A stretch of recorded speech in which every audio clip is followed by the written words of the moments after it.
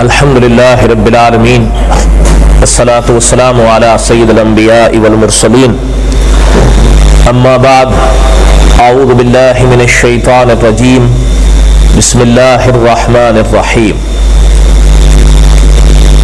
نحن نقص علیک احسن القصص بما اوحینا الیک ھذا القرآن وان کنت من قبلہ لمن الغافلین صدق اللہ العظیم وبلغنا رسوله النبی الکریم ونحن على ذلك لمن الشاہدین والشاکرین والحمد للہ رب العالمین اللہم صلی علی محمد وعلی آل محمد کما صلیت علی ابراہیم وعلی آل ابراہیم انکا حمید مجید اللہم بارک علی محمد وعلی آل محمد کما بارکت علی ابراہیم وعلی آل ابراہیم انکا حمید مجید۔ قصص الانبیاء علیہم السلام کے اسباق ہم پڑھ رہے تھے۔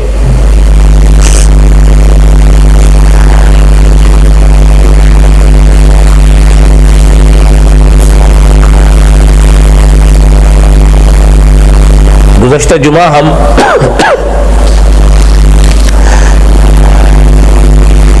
یہاں تک پڑھ پائے تھے کہ حضرت ابراہیم علیہ السلام اور حضرت سارہ کے ہاں اللہ ذوالجلال والاکرام کی طرف سے حضرت اسحاق علیہ السلام کی خوشخبری آئی، اور اس واقعے کے ضمن میں علماء نے جو باتیں لکھی ہیں ان میں سے چند ایک ہم نے پڑھی۔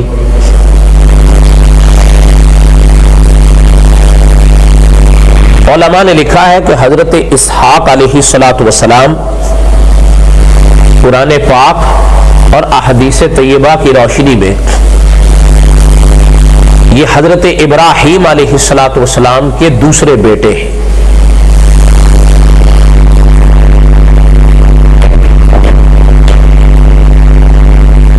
حضرت ابراہیم علیہ السلام کی اولاد میں دو سلسلے چلے بڑے مشہور، ایک بنی اسماعیل کا اور دوسرا بنی اسرائیل کا۔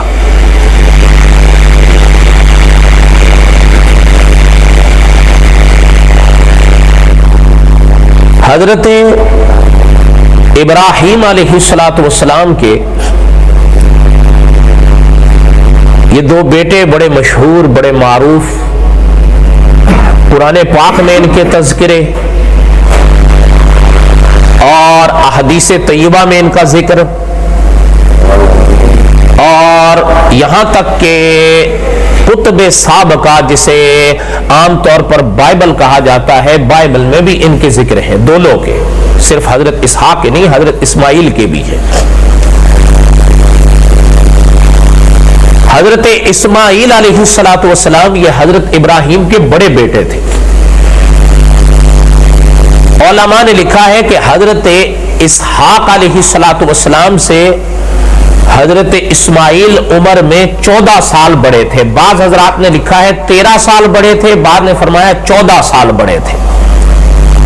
بہرحال چونکہ صدیوں پرانی یہ باتیں ہیں، علمی تحقیق میں تھوڑا بہت فرق تو آ سکتا ہے، اتنے زمانوں بعد کی باتوں میں بھی یہ نپا تلا جملہ آپ سمجھیں اس لحاظ سے کہ 1 سال کا فرق آ رہا ہے دونوں قولوں میں، 13 یا 14۔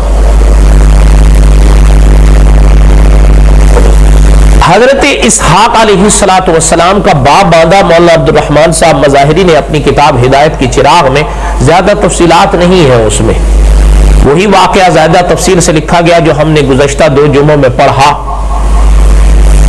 اور اس کے سوا حضرت اسحاق علیہ السلام کے ختنے کا ذکر لکھا حضرت نے، اور حضرت اسحاق علیہ السلام کی شادی کا ذکر لکھا، شادی کا واقعہ، اور ایک قول کے مطابق حضرت اسحاق کی اس وقت عمر 40 سال کی تھی، ایک کے مطابق 60 سال کی تھی، لیکن یہ بات بہرحال مولانا عبد الرحمن صاحب مظاہری نے ساتھ ہی لکھی ہے کہ یہ واقعہ قرآن حدیث میں نہیں، تورات میں ہے، بائبل میں ہے۔ بہرحال خیر ہم وہ واقعہ نہیں پڑھیں گے، بس چند ایک باتیں عرض کریں گے، خاص کر ایک پہلے کا رکا ہوا سبق تھا، اس کو انشاءاللہ ارادہ ہے کہ ان 10-15 منٹ میں پورا کروں۔ یاد ہوگا جب ہم نے حضرت اسماعیل علیہ السلام کی قربانی کا واقعہ پڑھا تھا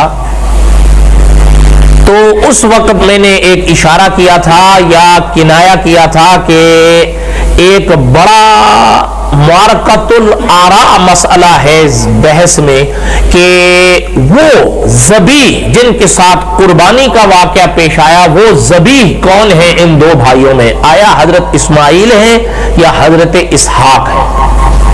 پہلی بات یہ ذہن میں رکھیں کہ یہ میں نے ابھی عرض کیا نا کہ یہ دونوں حضرت ابراہیم کے بیٹے ہیں، حضرت اسماعیل بھی اور حضرت اسحاق بھی۔ حضرت ابراہیم بڑے، حضرت اسماعیل بڑے ہیں اور حضرت اسحاق چھوٹے ہیں۔ ایک بات یہ ذہن میں رکھیں۔ دوسری بات یہ ذہن میں رکھیں اگلا مسئلہ سننے سے پہلے کہ عرب کا جو سلسلہ چلا حضرت محمد الرسول اللہ کے خاندان کا صلی اللہ علیہ وسلم، یہ حضرت اسماعیل سے چلا ہے۔ حضرت اسماعیل کے بارے میں علماء نے لکھا ہے کہ قرآن پاک یا احادیث طیبہ میں تو حضرت کی اولاد کا ذکر نہیں ہے، بیٹے وغیرہ کا، لیکن مولانا عبد الرحمن صاحب نے لکھا ہے کہ تورات نے بہرحال کچھ وضاحت کی ہے حضرت اسماعیل کے بیٹوں کی، حتیٰ کہ پرانی کتابوں سے پتہ چلتا ہے کہ حضرت اسماعیل کے 12 بیٹے ہوئے، اور پھر ساتھ ہی میں 12 بیٹوں کے تذکرے کے بعد ایک حضرت اسماعیل کی بیٹی کا ذکر بھی کیا ہے۔ اور سنگ سنگ چلتے چلتے یہ بھی ذکر لکھا گیا ہے کہ جو حضرت اسماعیل کے 12 بیٹے ہوئے وہ بعد میں آگے چل کر 12 سردار بنے ہیں 12 قبیلوں کے سلسلے سے، اور یہ عرب تھے، خالص عرب۔ یہ بنی اسماعیل کا سلسلہ تھا، اور اسی سلسلے سے آگے چل کر حضرت محمد الرسول اللہ پیدا ہوئے صلی اللہ علیہ وسلم۔ اور جو دوسرا سلسلہ ہے حضرت ابراہیم کی اولاد کا حضرت اسحاق سے، علماء محققین، علماء مورخین، مفسرین نے لکھا ہے، یہ آپ بھی جانتے ہیں، حضرت اسحاق سے آگے ایک بیٹے پیدا ہوئے جن کا ذکر قرآن میں بھی ہے، حدیث میں بھی ہے، اور دوسری کتابوں میں بھی ہے۔ بڑا مشہور اور معروف نام ہے حضرت یعقوب علیہ السلام۔ یہ قرآن میں بھی ہے، جیسے ہم نے شاید گزشتہ جمعہ بھی پڑھا تھا کہ فَبَشَّرْنَاهَا بِإِسْحَاقَ، قرآن میں ہے، اور ساتھ ہی میں اللہ نے فرمایا وَمِن وَرَاءِ إِسْحَاقَ یعقوب، کہ جہاں اللہ تعالیٰ نے اس موقع پر حضرت سارہ اور حضرت ابراہیم کو حضرت اسحاق کی بشارت دی، ساتھ ہی میں حضرت یعقوب کی دی ہے جو پوتے تھے حضرت ابراہیم کے۔ بات سمجھ میں آ رہی ہے میری؟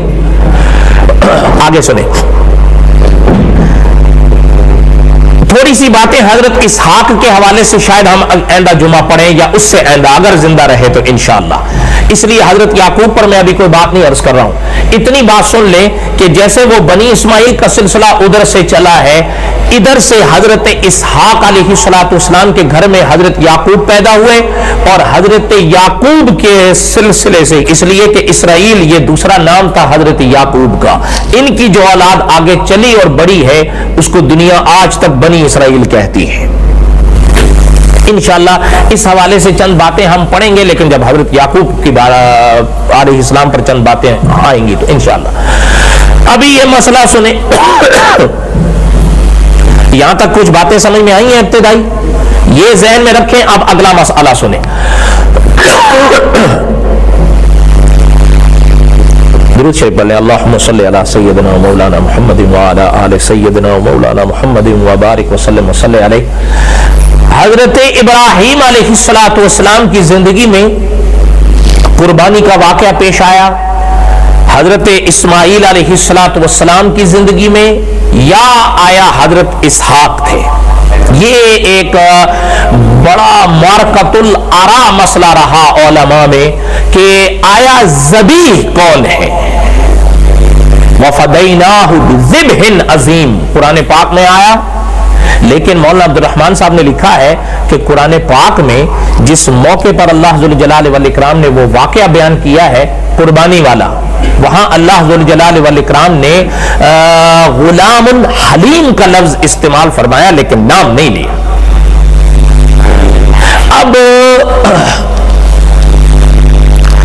یہ بحث چلی حتیٰ کہ صاحب قصص الانبیاء لکھتے ہیں کہ بڑے بڑے حضرات اہل سنت و جماعت میں سے بھی اس مسئلے پر چلے ہیں کہ ذبیح حضرت اسحاق تھے، حضرت اسماعیل نہیں۔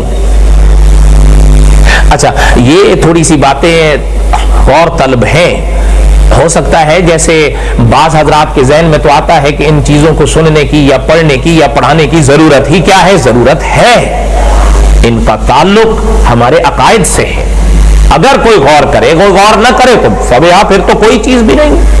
بلکہ آپ نے تو مجھ سے بڑھ کر ان مولوی صاحب کا بیان سنا ہوگا جو کہہ رہے ہیں کہ علماء کو مشورہ دیا انہوں نے کہ ممبروں پر عقائد بیان ہی نہیں کرو۔ حالانکہ ہمارے بہرحال خیر میں دوسری طرف نکل جاؤں گا، چھوڑیں اس بات کو۔ کہنے کا مقصد یہ تھا کہ آپ نے اور ہم نے ان باتوں کی اہمیت کو سمجھنا ہے، اور آخر ان باتوں کی کوئی نہ کوئی، اگر اور بات آپ باریکی میں نہ جا سکے تو آخر ان باتوں کی کوئی نہ کوئی وجہ تو تھی کہ ہمارے علماء اہل سنت و جماعت ابتدا سے ان کو لکھتے آئے اور ان پر زور بھی دیتے آئے۔ اگر کوئی کمی ہوتی ہے وہ ہمارے ول سے آتی ہے۔ مجھے یاد ہے ایک دفعہ میں نے ایک جمعہ پڑھایا ایک جگہ، تو وہاں ایک صاحب مجھے ملے جمعے کے بعد، تو کہنے لگے کہ جی ان باتوں کی کیا ضرورت ہے۔ مجھے جہاں تک یاد ہے اس وقت شاید میں حضرت حابیل کا واقعہ وہاں بیان کیا تھا، تو کہنے لگے اس کی کیا ضرورت ہے، بس ہمیں استنجے کے مسئلے بتا دیے جائیں، وضو کے بتا دیے جائیں، غسل کے بتا دیے جائیں، وہ کافی ہیں۔ بلکہ ایک اور صاحب ملے، وہ کہنے لگے اگر نالیاں صاف کرنے کا طریقہ ہمیں سکھا دیا جائے وہ زیادہ بہتر ہے۔ انا للہ و انا الیہ۔ آپ کہیں کہ یہ کیا بول رہے ہیں؟ میں سچ کہہ رہا ہوں، ممبر پر ہوں، اور وہ جس نے نالیوں کا حوالہ دیا نا وہ بڑا پڑھا لکھا اپنے آپ کو سمجھتا ہے۔ لیکن میں قدرتی طور پر ایک بات عرض کرتا ہوں، ان لوگوں کا سب سے بڑا مرض کیا ہوتا ہے؟ یہ ہوتے ہیں ناقص، سمجھتے ہیں اپنے آپ کو کامل، اور یہ سب سے بنیادی غلطی ہے۔ اچھا، مجھے خیر وہ ہمیں بھی تو وارا پڑے ہوئے عرصہ ہو گیا نا ان راہوں پہ، اب مجھے تجربہ تھا، اب اس کے ذمہ میں کام لگاؤں گا یہ وہی ٹھوش ہو جائے گا۔ میں نے کہا آپ جو چیز جاننا چاہتے ہو، میرا وہ ایک درس ہے 4-5 سال سے محفوظ ہے نیٹ پر، مسائل جنسیات، اس میں نے ایسی کئی چیزیں بیان کر دی ہیں جو آپ جاننا چاہتے ہو۔ میں نے کہا وہ سنا ہے؟ کہتا مجھے تو پتہ ہی نہیں ہے۔ میں نے کہا اچھا آپ ایک کام کرو، اب تو پتہ چل گیا ہے نا؟ کہتا جی ہاں، تو میں نے کہا میرا نمبر لے لو، مجھے آپ میسج واٹس ایپ کر دینا، میں آپ کو اس درس کا لنک بھیج دوں گا، اس کو سن لینا، اور جو چیزیں اس میں رہ گئی ہیں وہ مجھ سے یا کسی اور عالم سے پوچھ لینا، میں نے صحیح کہا یا غلط کہا، تو بولا تو صحیح۔ کہتا جی ٹھیک ہے، مجھے پتا تھا یہ کرے گا تو کہے نہیں۔ اچھا وہ لے لیا نمبر، 6 مہینے ہو گئے ہیں، آج تک وہ مجھے میسج بھیج رہا ہے۔ خالی یہ وہ ہے نا یعنی کہ زبان سے تو پہاڑ گرانے کے لیے تیار ہو جائیں گے، لیکن عملاً ان سے ایک یعنی رائی کا دانہ نہیں اٹھتا۔ رائی دیکھی ہے کبھی آپ نے؟ بولو تو صحیح، دیکھی ہے آپ نے؟ رائی کا دانہ اٹھانا ان کے لیے مشکل ہوتا ہے، لیکن وہ یعنی وہ کہتے ہیں نا کہ گفتار کے غازی۔ حالانکہ اگر ایک چیز ہم نہیں جانتے تو اتنا تو حسن ظن قائم کر سکتے ہیں کہ اگر علماء اہل سنت نے اپنے مقام پر جہاں استنجے کے مسائل، صفائی کے مسائل، وضو کے مسائل، غسل کے مسائل، نماز کے مسائل لکھے ہیں، ان کی اہمیت اور ضرورت تھی، ان کو وہاں درج کیا، اور ان مسائل کے تاریخ کے حوالے سے جہاں ضرورت و اہمیت تھی ان کو بھی درج کیا ہے۔ ان کے سیکھنے کی ضرورت ہے تو ان کو بھی سیکھنا چاہیے یا نہیں؟ تو بولو تو صحیح۔ تو بہرحال یہ مسئلہ زیر بحث رہا کہ ذبیح کون ہے ان دو بھائیوں میں. چلتے چلتے ایک بات سنیں آپ. میں نے ابھی عرض کیا کہ قرآن پاک میں وَفَدَيْنَاهُ بِذِبْحٍ عَظِيمٍ ارشاد فرمایا گیا, اور مولانا عبد الرحمن صاحب نے بھی لکھا ہے کہ اس واقعے کو قرآن پاک میں اللہ ذوالجلال والاکرام نے بیان فرمایا, لیکن اس موقع پر حضرت اسماعیل کا نام نہیں ذکر فرمایا. غلام حلیم یا غلام علیم, یہ دوسرا جملہ حضرت اسحاق کے لیے, لیکن آیا پھر ان میں حضرت ذبیح کون ہے. اب سنیں آپ بات, میں آپ سے پوچھتا ہوں, آپ اور ہم تو مسلمان ہیں نا, ہمارا عقیدہ کیا ہے؟ ذبیح کون تھے, حضرت اسحاق یا حضرت کون تھے؟ حضرت اسماعیل علیہ السلام. دیکھیں یہ تو ہے نا عقیدے اور عقیدتاً, اس میں تو کوئی شبہ نہیں ہے, اور یہی فیصلہ ہے علماء کا. لیکن یہ عین ممکن ہے کہ کچھ لوگ کہیں کہ جی یہ تو بس ایسی سی تعصب والی بات ہے, نعوذ باللہ, حالانکہ یہ تعصب کی بات نہیں, دلائل والی بات ہے. اس دنیا میں جہاں مسلمان ہیں وہیں اہل کتاب بھی بستے ہیں, ایسا ہی ہے یا نہیں؟ سنیں, قربانی کا یہ واقعہ جس کو قرآن پاک میں اللہ ذوالجلال والاکرام نے سورہ صافات میں بیان فرمایا, یہ قرآن پاک میں تو ہے ہی ہے, یہ بائبل میں بھی ہے. تو جو میری طرف رہے, قرآن پاک میں تو یہ واقعہ ہے ہی ہے, لیکن یہ واقعہ بائبل میں بھی ہے. پتہ چلتا ہے قربانی کا یہ واقعہ اگر مسلمانوں میں ہے تو اہل کتاب میں بھی ہے. ایک بات. دوسری بات سنیں, اگر تھوڑی سی میری طرف توجہ دیں, بائبل کو دو حصوں پر تقسیم کیا گیا. اس کا ایک حصہ عہد نامہ قدیم کہلاتا ہے, اسے انگلش میں کہا جاتا ہے اولڈ ٹیسٹمنٹ. یہ اگر آپ کو تجربہ ہو, اس کی جو پہلی کتاب ہے یہ کتاب پیدائش ہے, یہاں سے یہ شروع ہوتی ہے, اور کتاب ملاخیہ پر پہلا حصہ اولڈ ٹیسٹمنٹ ختم ہو جاتا ہے, پہلا حصہ. اب دوسرا شروع ہوتا ہے جسے عہد نامہ جدید کہتے ہیں, نیو ٹیسٹمنٹ. یہ کتاب متی سے شروع ہوتی ہے اور یوحنا کے مکاشفے پر ختم ہو جاتی ہے. یہ دوسرا عہد نامہ ہے. ان دونوں کو اکٹھا کر کر اس کا نام رکھا گیا بائبل. کیا رکھا گیا؟ تو بولو تو صحیح. اب سنیں, یہودی جو ہیں قرآن نے ان کو بھی اہل کتاب کہا ہے, اور عیسائی جو ہیں قرآن پاک میں ان کو بھی عیسائی کا اہل کتاب کہا گیا. ٹھیک ہے, عیسائی نہیں, اہل کتاب کہا گیا. یہ دو طبقے ہوئے نا. اب جو ان میں سے ہے نا یہودی اور عیسائی, یہ عہد نامہ قدیم جو بائبل کا پہلا حصہ ہے اس تک یہ دونوں ساتھ چلتے ہیں, الا کچھ فرق کے ساتھ. میں ماننے کے حوالے سے نہیں, ماننے کے حوالے سے کہہ رہا ہوں. یہ دونوں ساتھ آتے ہیں. عہد نامہ قدیم پر آ گئے, اس کے بعد جب عہد نامہ جدید شروع ہوتا ہے, اب عیسائی چلتے ہیں, یہودی وہی رہ جاتے ہیں. کیوں؟ اس لیے کہ یہودی حضرت عیسیٰ کو نبی مانتے ہیں. وہ حضرت عیسیٰ علیہ السلام کو خدا کا نبی مانتے ہی کب ہے؟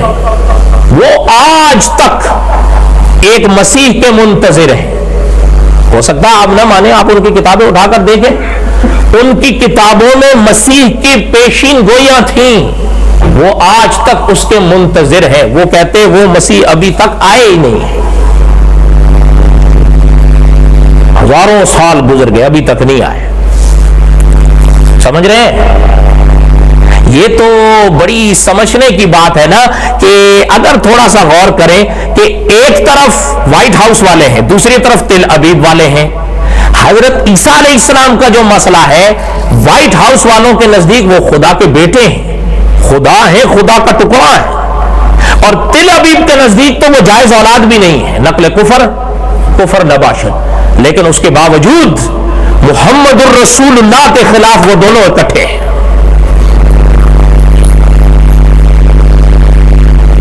بڑی حیرانگی کی بات ہے یا نہیں؟ عقیدے کے لحاظ سے دیکھیں کہ ان میں کون سی یہ چیز مشترک ہے. ایک جس ہستی کو خدا کا ٹکڑا، خدا کا بیٹا کہتے ہیں، دوسرے ان کو جائز اولاد بھی نہیں مانتے. وہ تو کہتے ہیں یوسف نجار کا بیٹا تھا، وہ نعوذ باللہ. وہ تو کہتے ہیں وہ شادی کا مسئلہ بھی نہیں تھا. ایسا ہی ہوا ہے. نقل کفر نباشت. لیکن محمد الرسول اللہ سے مقابلہ کرنے کے لیے وہ دونوں اکٹھے ہیں. حضور کی امت سے مقابلہ کرنے کے لیے وہ دونوں اکٹھے ہیں. دعا کریں اللہ تعالیٰ انہیں بھی ہدایت دیں. اس لیے وہ کبھی بھی نیو ٹیسٹمنٹ پہ آ ہی نہیں سکتے، وہ اولڈ پہ رک جاتے ہیں، آگے پھر یہ چلتے ہیں. لیکن قربانی کا یہ واقعہ جو حضرت ابراہیم کے بیٹے کے ساتھ پیش آیا ہے، یہ اولڈ ٹیسٹمنٹ میں ہے. جب اولڈ ٹیسٹمنٹ میں ہے تو یہ دونوں وہاں پر ہوں گے یا نہیں؟ یہودی بھی ہوں گے. اور ہاں، یہ اگلی بات ہے جو استاذ العلماء علامہ خالد محمود صاحب نے لکھی ہے. مانتے دونوں ہیں کہ حضرت ابراہیم کے بیٹے کے ساتھ قربانی کا واقعہ پیش آیا، لیکن عمل دونوں نہیں کرتے. نہ وہ کرتے ہیں نہ یہ کرتے ہیں. عیسائیوں میں قربانی ہے تو بولو تو صحیح. کبھی انہوں نے آپ کو گوشت بھیجا، قربانی کا گوشت کھا لو، اہل کتاب کا ہے، تو بولو تو صحیح، نہیں کھایا کرو. ہاں، تو ایک دن یہاں دو آ گئے، کہتے ہیں جی اہل کتاب سے نکاح. میں نے کہا میں تو نہیں پڑھاؤں گا. سورہ مائدہ میں آتا ہے. میں نے کہا میں نہیں پڑھاؤں گا. میں نے صحیح کہا یا غلط کہا؟ کہتا ہے سورہ مائدہ میں ہے. میں نے کہا ہوتا ہی نہیں ہے. کہتا ہے سورہ مائدہ میں ہے. میں نے کہا ہوتا ہی نہیں ہے. قرآن اور حدیث بابا علماء کے واسطے سے سمجھو تو صحیح معنی میں سمجھ میں آئے. صحیح ہے یا غلط ہے؟ بہرحال خیر، مانتے یہ دونوں ہیں کہ قربانی کا واقعہ حضرت ابراہیم کے بیٹے کے ساتھ پیش آیا. فرق کیا ہے مسلمانوں میں اہل کتاب میں اس مسئلے پر؟ دو فرق ہیں. سنو، پہلا فرق یہ ہے، مسلمانوں کا عقیدہ یہ ہے کہ وہ حضرت اسماعیل تھے. اہل کتاب دونوں فریق کہتے ہیں وہ حضرت اسماعیل نہیں، حضرت اسحاق تھے. بات سمجھ آئی؟ یہ وہ مانتے بھی ہیں اس واقعے کو، لیکن وہ کہتے ہیں یہ حضرت اسماعیل کا واقعہ نہیں، جبکہ وہ مانتے ہیں کہ حضرت ابراہیم کے ایک بیٹے حضرت اسماعیل تھے، اور وہ یہ بھی مانتے ہیں کہ وہ حضرت اسحاق سے بڑے تھے. لیکن اچھا، وہ یہ بھی مانتے ہیں کہ حضرت ابراہیم کے بیٹے کے ساتھ قربانی کا واقعہ پیش آیا، لیکن پھر وہ یہ نہیں مانتے کہ حضرت اسماعیل تھے، وہ کہتے ہیں حضرت اسحاق تھے. سمجھ آئی بات؟ دوسری بات، مسلمانوں کا عقیدہ ہے کہ قربانی کا واقعہ پیش آیا. کیوں؟ قرآن میں ہے، حدیث میں ہے یا نہیں؟ اگلی بات سنیں کہ مسلمانوں نے جہاں یہ عقیدہ قرآن و سنت کی روشنی میں اپنایا کہ وہ حضرت اسماعیل تھے، وہیں حضور صلی اللہ علیہ وسلم کی اتباع میں اس کو مانتے ہوئے اس پر عمل بھی کیا ہے کہ ہر سال ذی الحج کی 10 کو مسلمان چاہے حرم میں ہو، چاہے مسلمان دنیا کی کسی کونے میں ہو، اگر وہ صاحب نصاب ہیں تو حضرت ابراہیم اور حضرت اسماعیل حضرت محمد الرسول اللہ صلی اللہ علیہ وسلم ان کی اتباع میں قربانی کر کے وہ اپنی نظر خدا کی پاک بارگاہ میں پیش کرتے ہیں. عمل پھر کن میں رہا؟ اور بولو تو صحیح، مسلمانوں میں رہا نا. اچھا، یہ بالکل وہی بات ہے جو استاذ العلماء علامہ خالد محمود صاحب نے لکھا ہے کہ مانتے وہ بھی ہیں حضرت ابراہیم کو، مانتے وہ بھی ہیں اس واقعے کو، لیکن مانا آگے فرق دو طرح کے کر گزرے ہیں. ایک نام کو بدل ڈالا، دوسرا یہ کہ عمل چھوڑ ڈالا. مسلمانوں نے قرآن و سنت حضرت محمد الرسول اللہ کے نقش پا کے پیچھے نہ اپنا نام عقیدے کے حوالے سے بدلا اور نہ ہی اپنا عمل چھوڑا. یہ صدقہ ہے حضور کا صلی اللہ علیہ وسلم. یہاں تک بات سمجھ میں آئی؟ اب آگے تھوڑا سا سنیں کہ آیا جب یہ بات ہے، وہ کہتے ہیں حضرت اسحاق ہے، ہم کیسے کہیں گے کہ وہ حضرت اسماعیل؟ اچھا، ایک تو ہے نا کہ فقط اہل کتاب یہ نظریہ رکھیں. میں نے ابھی ابتدا میں تھوڑا سا عرض کیا کہ بعض اہل سنت و جماعت کے علماء بھی اس طرف گئے ہیں کہ وہ حضرت اسحاق تھے،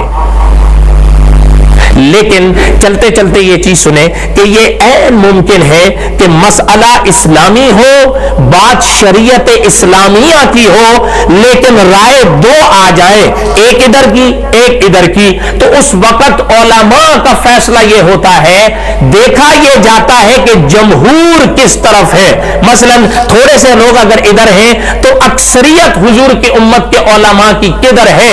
جدھر حضور کی امت کی اکثریت ہوگی مسئلہ وہی اپنایا جائے گا۔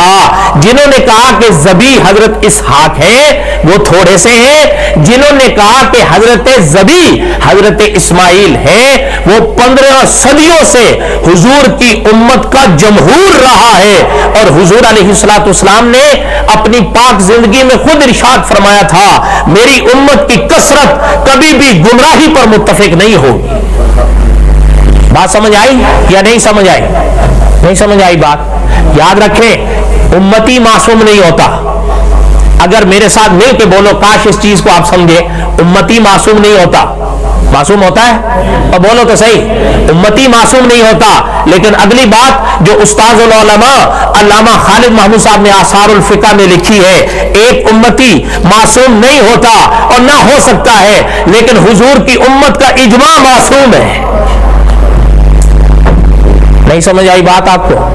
آپ کتنی تراویح پڑھو گے انشاءاللہ آتے ماہ رمضان میں؟ 8 پڑھو گے کہ 20 پڑھو گے؟ سوچ لو۔ آپ پھر کہو گے جی حدیث میں آتا ہے 8 ہے، امت کا اجماع ہے کہ 20 ہے۔ کتنی ہے؟ امت کا اجماع ہے کتنی ہے؟ 20 ہے۔ تو انشاءاللہ ابھی 2 ماہ باقی ہے۔ کتنے ماہ باقی ہیں؟ تیاری کر لیں، کتنی پڑھیں گے؟ 20 پڑھیں گے۔ کسی کے دیکھا دیکھی مت آئیے یہ کہنا کہ جی حدیث شریف میں ہے۔ ہم کہتے ہیں وہ حدیث امام اعظم ابو حنیفہ کو نہیں ملی، وہ امام شافعی کو نہ ملی، وہ امام مالک کو نہ ملی، وہ امام احمد بن حنبل کو نہیں ملی رحمہم اللہ۔ کہتے ہیں جی ہو سکتا ہے نہ ملی ہو، اور خدا کے بندو علامہ خالد محمود صاحب نے لکھا ہے ممکن ہے ایک عالم محدث ہو وہ مجتہد نہ ہو، لیکن یہ ناممکن ہے کہ کوئی مجتہد ہو اور محدث نہ ہو۔ سوال ہی نہیں پیدا ہوتا۔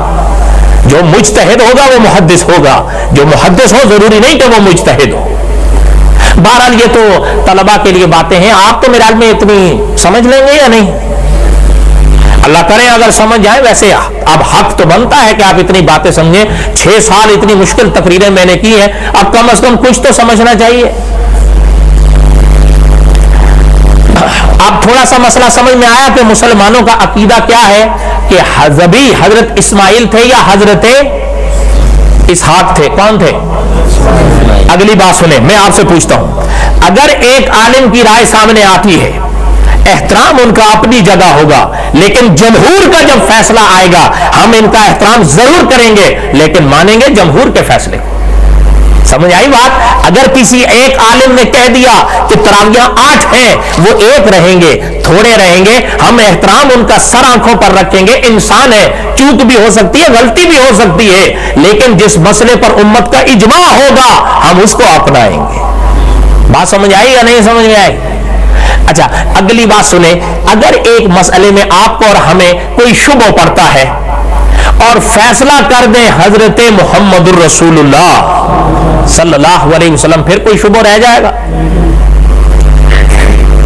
اب سنیں، حضور علیہ الصلوۃ والسلام نے ایک موقع پر ارشاد فرمایا کہ انا ذبیحین، میں ذبیحین ہوں، میں 2 ذبیحوں کا بیٹا ہوں۔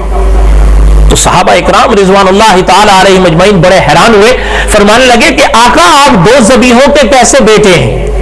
حضور نے فرمایا ایک ذبیح تھے میرے حضرت اسماعیل اور دوسرے ذبیح تھے میرے والد۔ اچھا حضور علیہ الصلوۃ والسلام نے یہ کس موقع پر ارشاد فرمایا کہ دوسرے ذبیح تھے میرے والد؟ یہ انشاءاللہ قصص الانبیاء میں جب آپ صلی اللہ علیہ وسلم کے واقعات آئیں گے تب ہم پڑھیں گے، لیکن اس موقع پر صاحب قصص الانبیاء نے دعوت فکر دی ہے کہ حضور نے 2 ذبیحوں کا ذکر فرمایا، اور پہلے ذبیح حضور نے خود حضرت اسحاق قرار دیے یا حضرت اسماعیل؟ बात खत्म हो गई। वफदैनाहु बिज़िब्हिन हज़ीम, यहां जो ज़बीह का वाक़या आ रहा है इन पाक आयात में, वो हजरत इसहाक थे या हजरत इस्माइल? हजरत इसहाक की पांव की जूती हमारे सर का ताज है, वो खुदा के नबी और खुदा के पैगंबर गुजरे हैं, इसमें कोई शक नहीं। लेकिन जो एजाज, जो मकाम ज़बीह का अल्लाह ने हजरत इस्माइल को दिया है, वो हजरत इस्माइल का ही हक है। चलते चलते आखिरी बात और सुने, ये इख्तलाफ हुआ क्यों और ये इख्तलाफ आया कैसे?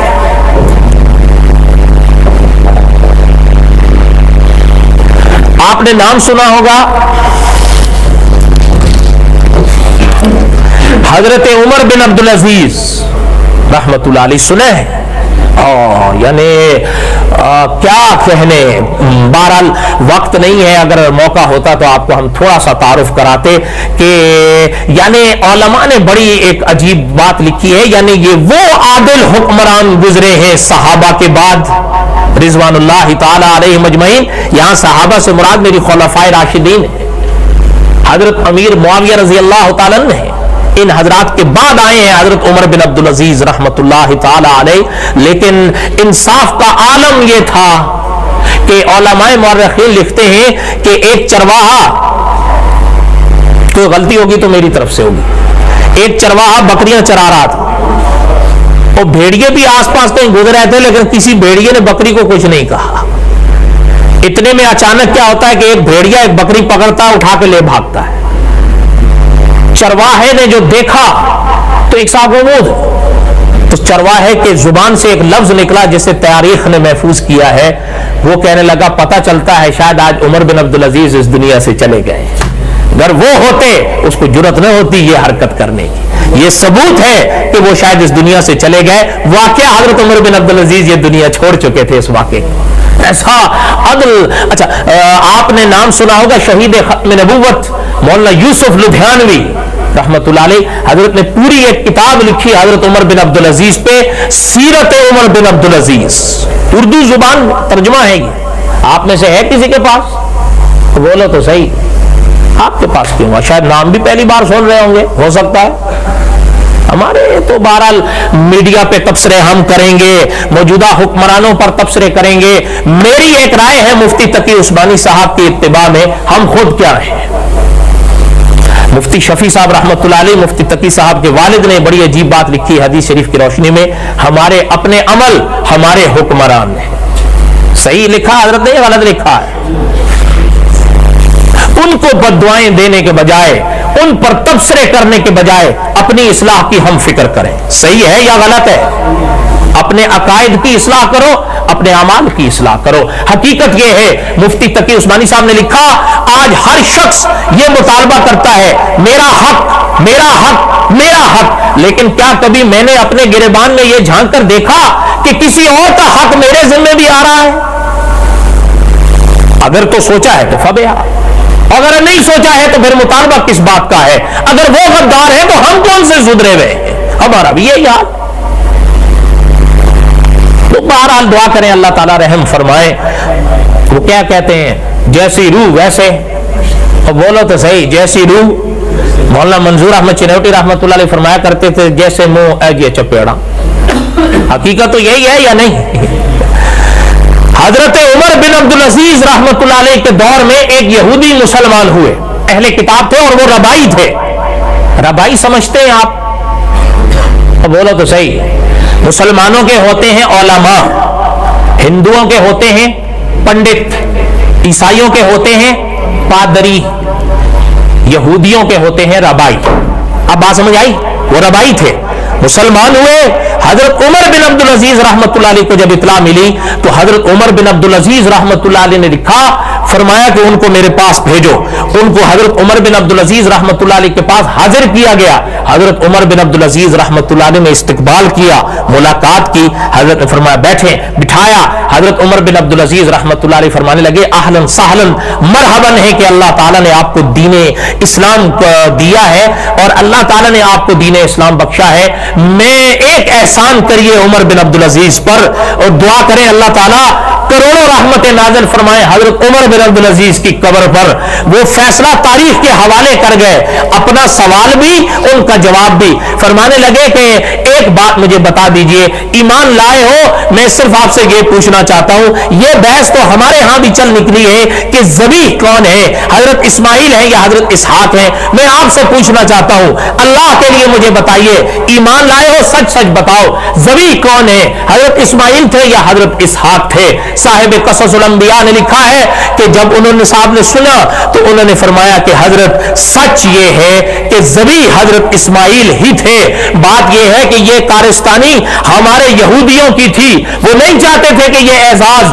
حضرت محمد رسول اللہ کے خاندان کو ملے، وہ نہیں چاہتے تھے کہ یہ اعزاز بنی اسماعیل کو ملے، وہ چاہتے تھے یہ عزت اسرائیل کے خاندان میں رہے، اس لیے انہوں نے روایات میں خلط ملط کر دیا، جہاں نام ہماری کتابوں میں بھی حضرت اسماعیل کا ہی آیا تھا انہوں نے اسماعیل کا نام ہٹا کے اسحاق کا نام ڈالا ہے، یہ ان کی کارستانی ہے، ورنہ حقیقتاً ذبیح کون ہے؟ حضرت مسئلہ سمجھ میں آ گیا یا نہیں سمجھ میں آ گیا؟ انشاءاللہ بقیہ تک قصہ قصص الانبیاء آئندہ جمعہ اللہ تعالیٰ نے اگر زندگی دی، دعا کریں اللہ تعالیٰ قبول فرمائے، اور دعا کریں کہ اللہ تعالیٰ آپ کو اور ہم سب کو سمجھنے کی توفیق نصیب فرمائے۔ وما علینا الا البلاغ المبین۔